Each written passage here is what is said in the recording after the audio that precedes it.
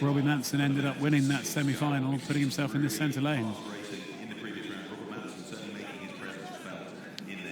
So I watched Tom Barras, the British sculler, take a 5th place in the under-23 final last year behind Tim Olanaska. This is a massive step up for him, and great to see young talent from the under-23s coming through. Tim Olanaska, well, we're riding there with Angel Fournier Rodriguez. Such a big man in such a small boat and controlling it so well, isn't he? Yeah.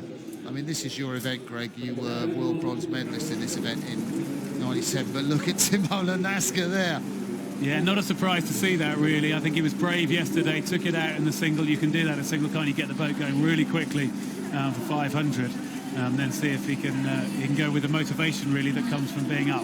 What's he doing well there, Greg? Because why has he got that pace? He's not a big man. I'd say he's giving it, I'd call it a big oomph, a big sort of shunt, like the blades go in the water and then those legs go down slowly, really, really very slowly, with an awful lot of power. So he's really shunting it with his legs, opening with his back really quite strongly. So it's a lot of oomph, a lot of power.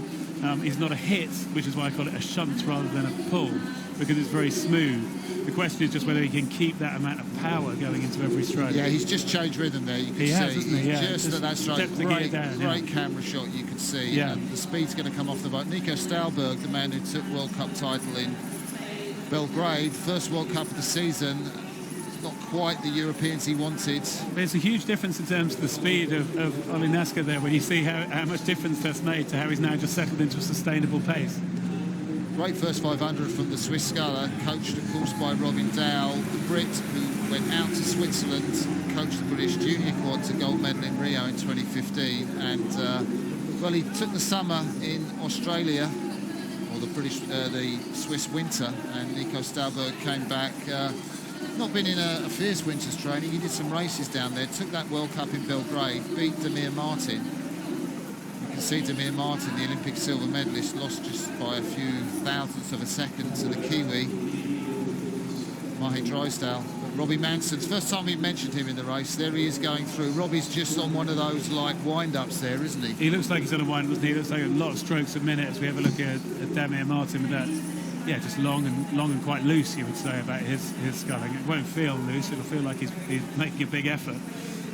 But it's different to what you see with Manson up at 38 strokes a minute. So what's Manson done there? Because Nico Stalberg moved through Tim Olanaska, but Manson is just like, he's just gone mad. He's just like... Well, perhaps it's his New Zealand thing, isn't it? To get off the start smoothly and then look to just really turn it on, squeeze the power on when other people are hurting. So what I don't understand is how a sculler like Manson can be rated 38 and his Felipe Shell is just running dead flat in the water.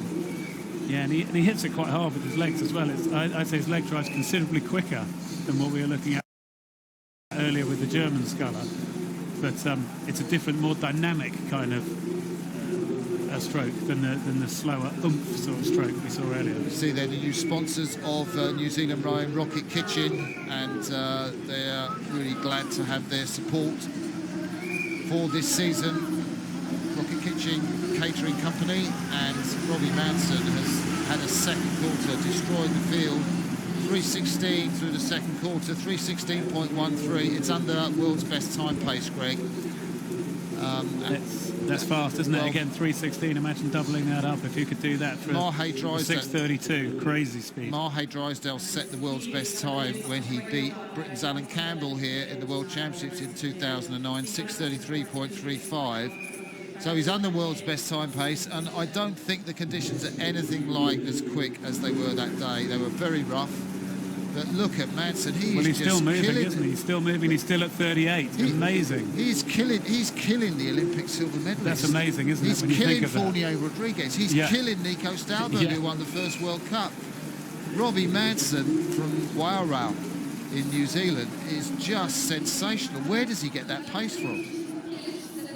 I did say, actually, to answer my own question, sorry, Greg, that really Robbie Manson is setting a stake in the claim. He wants to be the Kiwi single to take the challenge to the Tokyo Olympics. He knows he's got to get past Mahe Drysdale. Mahe Drysdale's not here, taking the ear out, but if he takes Mahe Drysdale's world record, if he shows the rest of the field that's how good he is. He is sending a message to Mahe Drysdale. get in another boat because this is mine. Well, it's an interesting message he's sending out. Look how fast Robbie Manson is here in the front of the field. I'm also going to say, look how slow Damir Martin is. That Damir Martin is going to be back here battling it out with young Tom Brabus beside him and the rest of the field. He's under world record pace, 454.41 and 455.1. What's Damir Martin doing at the back here? Let's not worry about him too much. It looks like he's going to have an off day today for sure. He knows he's going to break the world's best time today. I know he's been doing quick times in Carapiro. Talking to Noel Donaldson, he said he'd certainly get under world's best time for the 1,000 metres. I don't know about the whole 2K, but this is absolutely sensational what we're seeing. And men's single is so difficult.